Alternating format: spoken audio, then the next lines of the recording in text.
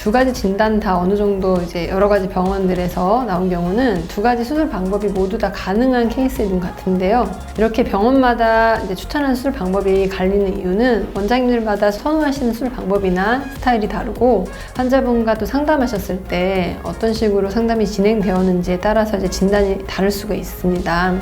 그렇다고 해서 여러 병원에서 더 많은 추천을 받았다고 해서 그 방법을 해야 하는 것은 아니고요. 진단 기준에 대해서 오늘 한번 이야기를 해보도록 하면 좋을 것 같습니다. 가장 중요한 것은 환자분의 눈 조건이고요. 그리고 각 수술 방법에도 장단점이 있습니다. 그래서 잘 이제 충분히 그 부분에 대해서도 고려를 하시고 본인 조건과도 맞추어서 알맞은 방법을 택하면 되는데요. 절개법 같은 경우에는 최고 장점은 비절개법에 비해서 조직에 대한 조작이 가능하다는 장점이 있기 때문에 제가 되게 선호하는 방법이기도 하고요. 그다음에 환자분의 피부 조건이라든지 이런 제한에도 그런 조작을 할 수 있다는 장점 때문에 안 되는 것을 할 수 있게 한다든지 극복할 수 있는 포텐셜이 좀 올라간다고 할 수 있겠죠. 그리고 남는 피부를 절제할 수 있다는 장점도 있고 양쪽 눈이 다른 경우에 짝눈을 교정하는데도 조금 더 자유롭습니다.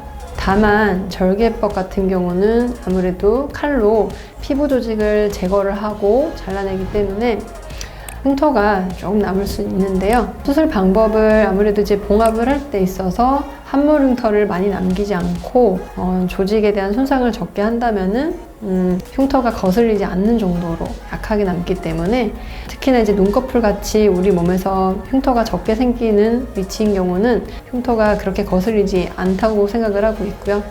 그다음에 회복 기간에 대해서도 이제 많이 이제 걱정을 하시는데 절개법 같은 경우는 이제 소세지 눈이라고 하죠. 그 쌍꺼풀 밑에 피부 조직이라든지 그런 연부 조직을 불룩하게 많이 남긴 경우는 굉장히 붓기가 오래가 보이고 붓기가 다 빠졌는데도 이제 그게 붓기처럼 보이기 때문에 회복 기간이 오래 간다고 느낄 수가 있는데요.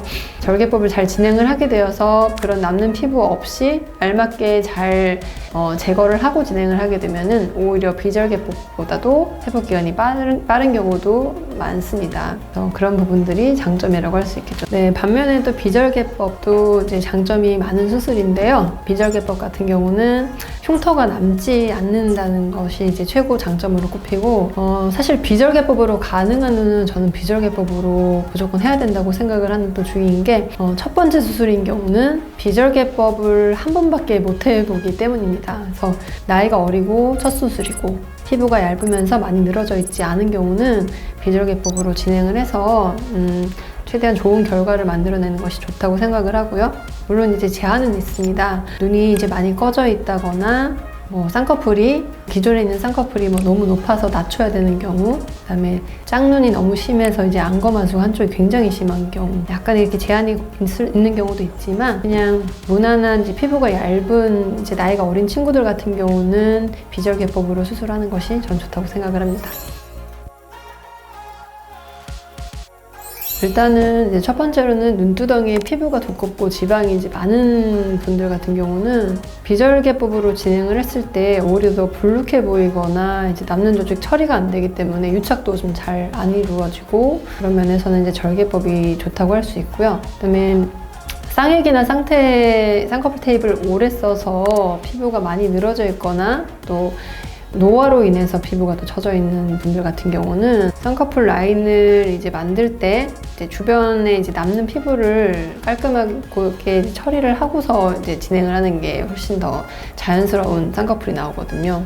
그래서 그런 경우도 절개를 제가 추천을 드리고, 세 번째로는 눈 뜨는 힘이 이제 많이 좋지 않거나 양쪽 뜨는 힘의 차이가 좀 커서 조금 더 정교한 조작이 이루어져야 하는 경우, 그런 경우는 이제 절개를 추천을 드리는데요. 절개를 하게 되면 아무래도 수술자가 눈 뜨는 근육과 주변 조직 이런 것들을 다 볼 수가 있기 때문에 예를 들어서 이제 눈 뜨는 근육을 주변 조직부가 이제 잡고 있어서 엉겨서 걔가 이제 기능을 잘 못하는 경우라든지 눈 뜨는 근육을 조금 더 이제 내가 이제 원하는 만큼 제대로 이제 보면서 양쪽을 다르게 이제 조작을 하기에도 절개법을 하는 경우가 훨씬 더 용이하기 때문입니다.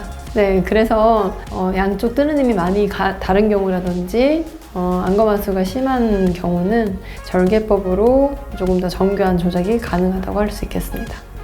네 번째로는 제가 가장 중요하게 생각하는 이제 절개해야 되는 이유인데 재수술의 경우입니다. 그러니까 환자분들이 이제 재수술을 하러 오면서 원장님 제가 뭐 2번, 3번 수술을 했으니까 한 번 더 하면은 흉터가 더 나빠지니까 비절개로 안 되나요? 이렇게 질문하시는 경우를 제가 굉장히 많이 보는데요. 피부 여유만 사실 있다면 기존에 흉터가 있는 것을 오히려 이제 절개를 함으로 해서 더 개선을 할 수도 있고, 기존의 어떤 쌍꺼풀 라인에서 디자인을 많이 바꾸는 경우는 절개를 해서 그거를 한번 흐리게 좀 풀어준다거나 조작을 해주어야 새롭게 수술하는 라인으로 또렷하게 잘 잡힐 수 있기 때문이기도 하고요. 절개법으로 이제 되어 있는 눈을 비절개로 잡았을 때는 흉터가 그리고 오히려 더 안 좋아 보일 수도 있거든요.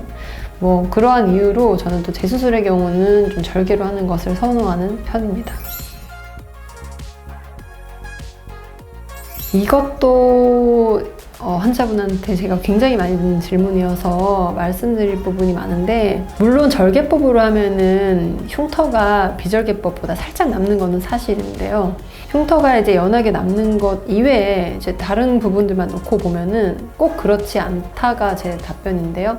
예를 들어서 비절개법으로 수술했는데도 되게 소세지 같고 부자연스럽고 그런 경우도 제가 많이 보고, 그다음에 비절개법을 했는데도 눈이 되게 찝혀있는 느낌이 강하면서 속눈썹이 들려있고 이런 경우도 있고요. 그렇기 때문에 이게 방법과 크게 또 관계가 있는 거는 아니라고 생각을 하고요.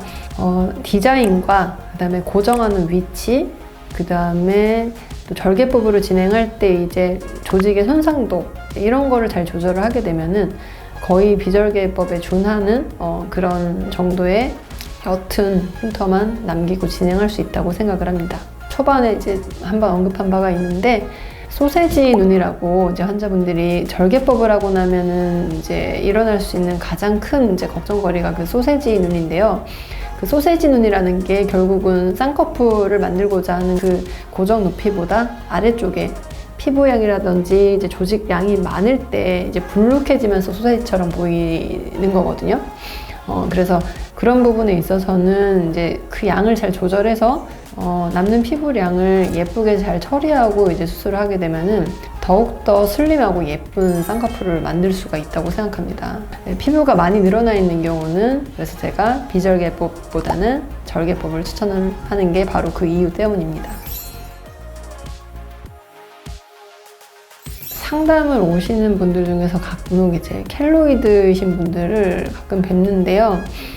뵙고, 그리고 제가 이제 켈로이드 체질이신 분들을 수술을 이제 해본 케이스를 보면은 그분들이 이제 초반에 흉터가 많이 꽤 올라오는 편이에요. 켈로이드가 아니신 분들에 비해서 흉터가 좀 올라오는 편이고, 앞트임 자국, 그 다음에 쌍꺼풀 라인이 이제 살짝 튀어나오면서 흉살이 잡히는데, 시간이 지나고 나면 결국 이제 쌍꺼풀 쪽에 있는 흉터는 많이 연해지기도 하고 좋아지기 때문에 제가 생각할 때 켈로이드가 아니신 분들이랑 아주 큰 차이가 없다고 느낍니다.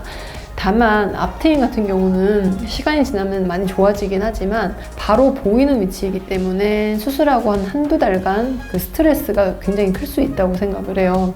그래서 제가 켈로이드신 분들은 꼭 진행을 해야 되는 경우가 아니라면 앞트임 같은 경우는 그렇게 설명을 드리고 가급적 안 하는 방향으로 쌍꺼풀을 해서 최대한 예쁘게 하는 방향 쪽으로 설명을 드리고 있습니다.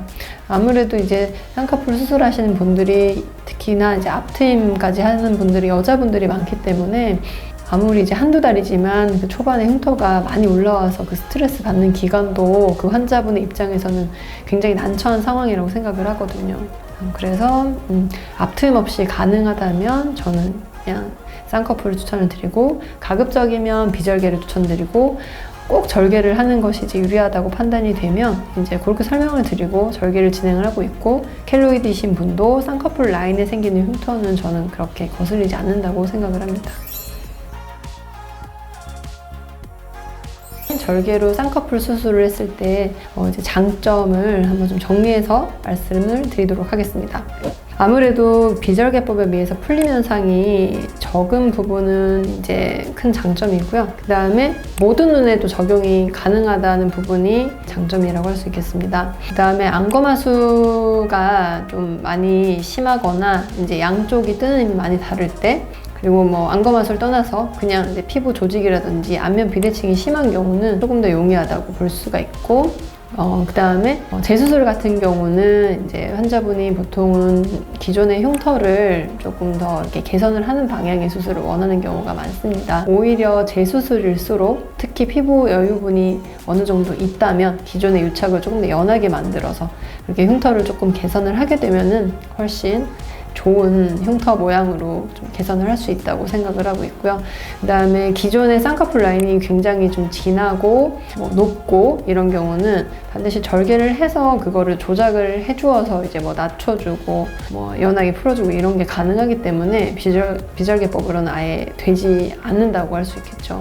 그리고 이제 나이가 또 많으신 분들이라든지 나이가 어린 친구임에도 불구하고 오랜 기간 이제 쌍꺼풀 테이프랑 이제 액을 많이 써서 늘어진 경우는 디자인을 예쁘게 잘해서 남는 피부를 깔끔하게 처리하는 것 또한 절개법의 장점이라고 할 수 있겠습니다.